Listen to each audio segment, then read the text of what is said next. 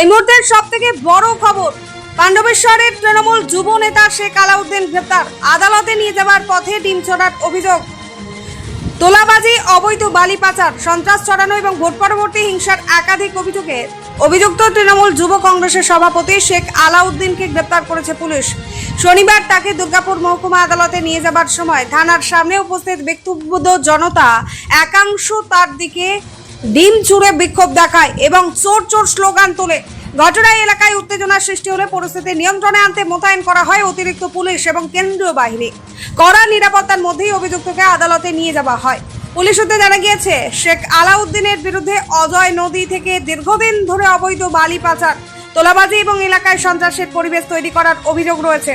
অভিযোগের ভিত্তিতে তদন্ত শুরু করে পুলিশ তাকে গ্রেপ্তার করেছে। মামলার তদন্ত চলছে। সন অফ বেঙ্গল বাংলার খবর।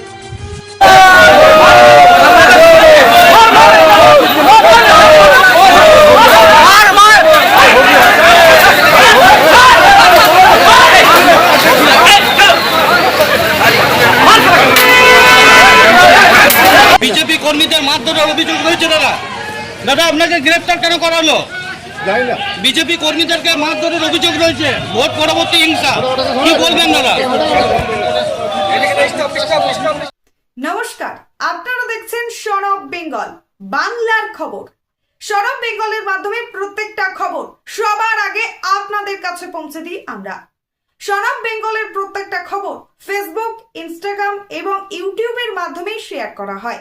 আমাদের ফেসবুক পেজ, ইউটিউব এবং ইনস্টাগ্রাম আপনারা দেখুন, ফলো করুন এবং শেয়ার করে দিন প্রত্যেক সংবাদ প্রেমীদের কাছে। আমাদের ফেসবুক পেজে যান, সেখানে গেলে দেখতে পাবেন রাজনীতি, খেলার খবর এবং বিনোদন জগতের সমস্ত আপডেট সহ লোকাল খবরের খুঁটিনাটি উপলব্ধ। তাই সঙ্গে থাকুন, দেখতে থাকুন সন অফ বেঙ্গল বাংলার খবর।